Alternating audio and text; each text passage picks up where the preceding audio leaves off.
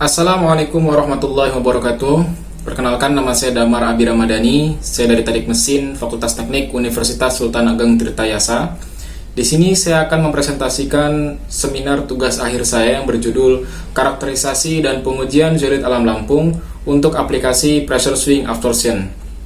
Pada presentasi ini, kurang lebih saya akan membahas yang pertama adalah pendahuluan, tinjauan pustaka, metodologi penelitian, dan pelaksanaan penelitian. Yang pertama yaitu pendahuluan. Hal yang melatar belakangi penelitian ini adalah pandemi COVID-19 yang hingga kini tidak kunjung berakhir, yang menuntut adanya stok obat sebagai penanggulangan pasien terdampak. Salah satu kebutuhan tersebut adalah oksigen murni. Alat PSA ini bisa menjadi salah satu alat untuk menghasilkan oksigen murni. Dan untuk menghasilkan oksigen murni, alat PSA ini memerlukan media adsorben untuk penyerap gas nitrogen sehingga didapat oksigen murni. Dan pada penelitian saya ini dipilihlah zeolit alam Lampung sebagai media adsorbennya. Tujuan dilakukannya penelitian ini yang pertama adalah untuk mengetahui karakteristik dari zeolit alam Lampung. Yang kedua adalah untuk mengetahui kemampuan dari zeolit alam Lampung ini terhadap penyerapan nitrogen pada pressure swing absorption. Batasan yang digunakan yang pertama adalah zeolit yang digunakan adalah zeolit alam Lampung. Yang kedua, karakterisasi zeolit menggunakan metode BET, XRF, dan juga XRD. Yang ketiga, pengujian zeolit ini menggunakan alat PSA berskala laboratorium.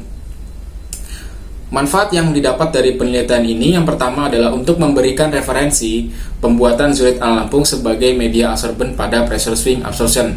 Yang kedua adalah untuk menghasilkan oksigen murni sebagai langkah penanggulangan COVID-19. Yang kedua yaitu tinjauan pustaka. PSA itu sendiri adalah kependekan dari Pressure Swing Absorption, di mana PSA ini adalah proses absorpsi berdasarkan pada kecenderungan gas untuk tertangkap pada tekanan tinggi dan terdesorpsi pada tekanan yang lebih rendah. Ada 4 proses yang terjadi pada PSA ini. Yang pertama adalah pressurization, yaitu proses memasukkan udara ke dalam tabung PSA sehingga mendapatkan tekanan yang diinginkan.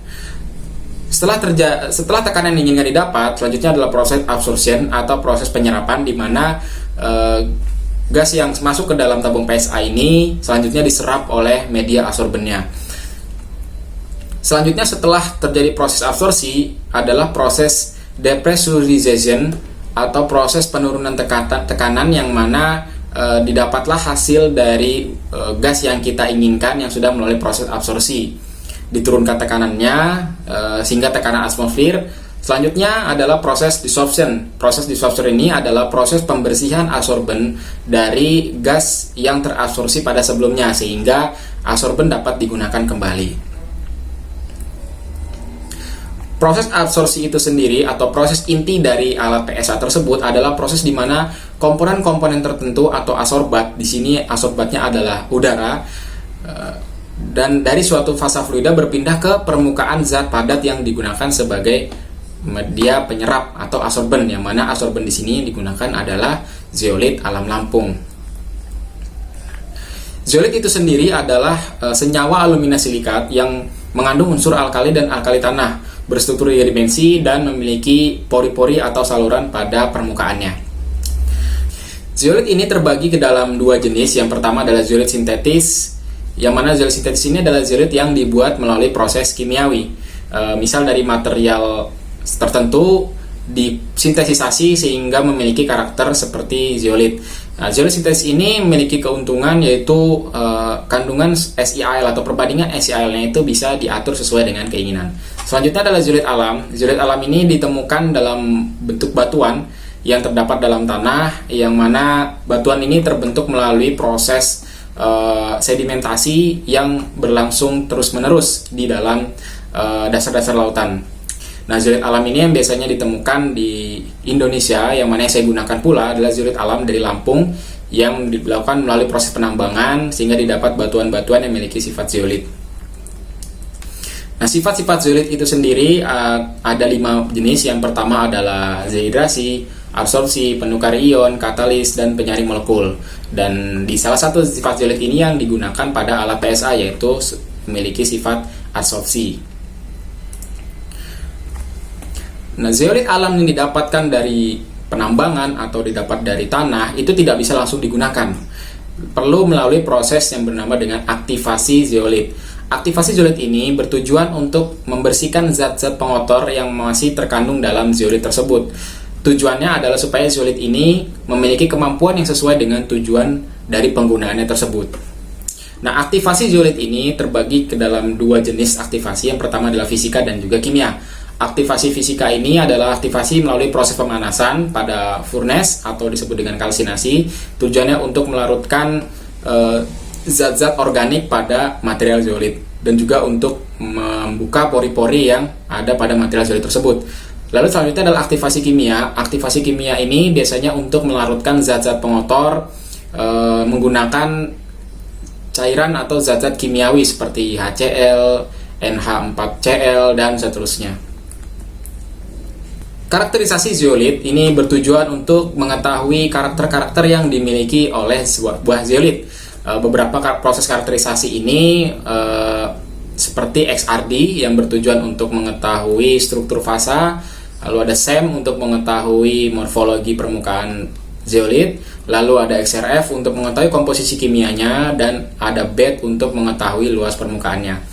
Jadi pengkarakterisasian ini untuk mengetahui si material ini memiliki sifat-sifat apa saja sesuai dengan jenis pengujiannya tadi. Dan pada pengujian saya ini menggunakan 3 jenis pengujian, yaitu BET, XRF, dan juga XRD.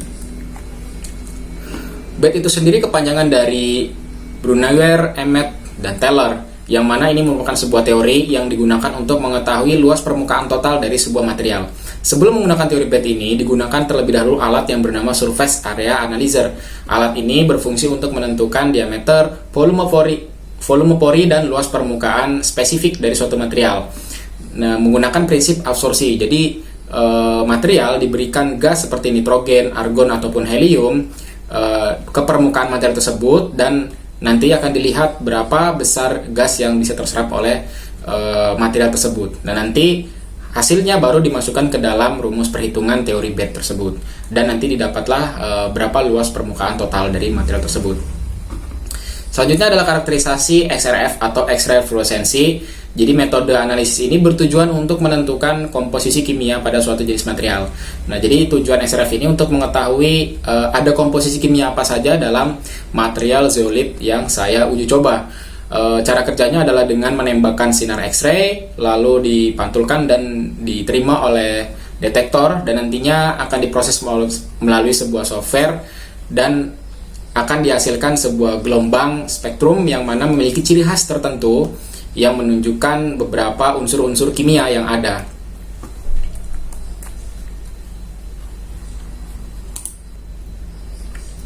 Selanjutnya yaitu XRD atau X-ray diffraction. Jadi XRD ini tujuannya adalah untuk mengetahui bentuk kristal atau struktur fasa padatan pada sebuah material. Pada material ini adalah zeolit. Berbeda dengan XRF bertujuan untuk mengetahui komposisi kimianya, XRD ini untuk mengetahui bentuk kristal dari material tersebut.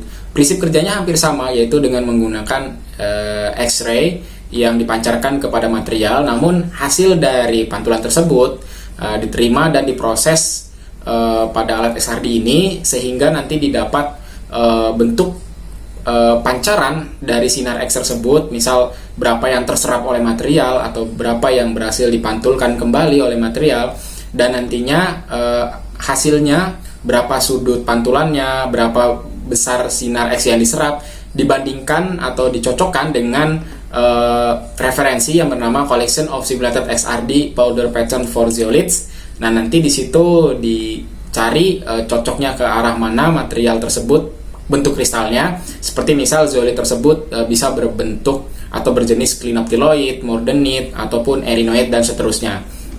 Itu menggunakan metode karakterisasi XRD ini. Yang ketiga yaitu metodologi penelitian. Jadi proses yang pertama adalah menyiapkan si zeolit tersebut. Nah, di si zeolit ini meliputi proses persiapan di awal, aktivasi, dan juga karakterisasi. Dan aktivasi yang digunakan di sini adalah aktivasi kimia dan juga fisika. Proses yang pertama adalah menghancurkan batuan zeolit ini hingga berukuran 100 mesh atau dalam bentuk bubuk. Tujuannya adalah untuk memudahkan proses aktivasi nantinya. Selanjutnya itu merendam zeolit dengan larutan HF 2% selama 10 menit disertai dengan pengadukan lalu dibilas menggunakan Aquades. Nah, tujuan direndam dengan larutan HF 2% ini adalah untuk melarutkan oksida-oksida pengotor yang terdapat pada zeolit sehingga dapat mengurangi senyawa organik yang mana bisa menurunkan daya absorpsi dari zeolit tersebut. Selanjutnya yaitu merendam dan mereflux zeolit dengan HCl 6 mol pada temperatur 90 derajat selama 30 menit lalu dibilas kembali dengan Aquades. Tujuannya adalah untuk mengekstrak aluminium sehingga rasio SiAl itu menjadi meningkat, dan meningkatnya rasio ini juga akan meningkatkan pula daya absorpsi dari zeolit tersebut.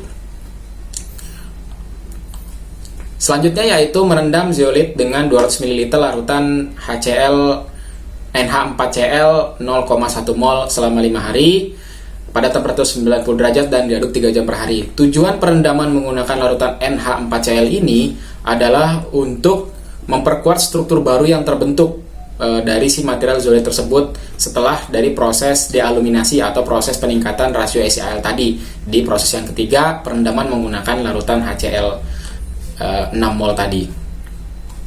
Proses selanjutnya yaitu mengkalsinasi atau aktivasi secara fisika, di mana zeolit ini dipanaskan menggunakan furnace dalam waktu 5 jam dengan variasi temperatur 200, 500, dan 600 derajat Celcius. Tujuan dipanaskan ini adalah untuk menguapkan kandungan air yang terdapat pada zeolit dan zat-zat organik yang terperangkap pada kerangka zeolit tersebut. Jadi supaya zeolit ini kering dan benar-benar tidak memiliki kandungan air sedikit pun. Selanjutnya yaitu mengkarakterisasi zeolit menggunakan metode BET, SRF, dan juga SRD. Nah, setelah material zeolit didapat, sudah melalui proses aktivasi dan sudah dikarakterisasi, selanjutnya adalah pengujian pada alat PSA. Nah, jadi pengujian pada alat PSA ini yang pertama adalah memasukkan material zeolit ke dalam tabung PSA sebagai media absorben, lalu dimasukkan udara ke dalam tabung tersebut dengan laju aliran 20-40 liter per menit hingga didapat tekanan yang sudah kita atur sebelumnya gitu. Misal kita menginginkan tekanan dari 2-7 bar. Proses selanjutnya yaitu proses absorpsi, yang mana gas udara yang kita masukkan ke dalam tabung tersebut terjadi proses absorpsi dengan media absorbennya zeolit tadi. Nah, setelah didapat tekanan yang diinginkan, terjadi proses absorpsi, lalu selanjutnya adalah mencatat kemurnian oksigen yang dihasilkan menggunakan alat bernama gas analyzer ini. Nah, selanjutnya yaitu menurunkan tekanan pada alat PSA sehingga terjadi proses depressurization, lalu selanjutnya membersihkan absorben tadi yang baru digunakan dengan mengalirkan kembali gas oksigen ke dalam tabung zeolit tadi, sehingga zeolit tadi bisa digunakan kembali atau sudah bersih kondisinya. Selanjutnya itu pelaksanaan penelitian. Ini kurang lebih gambaran rencana saya dalam pelaksanaan penelitian ini yang kurang lebih berdurasi selama 6 bulan, mulai dari bimbingan proposal, lalu seminar proposal, lalu menyiapkan alat dan bahan, preparasi dan karakterisasi dari zeolit tersebut, lalu pengujian dan analisa data, pengolahan data dan pembuatan laporan, lalu seminar hasil. Kurang lebih memakan waktu selama 6 bulan.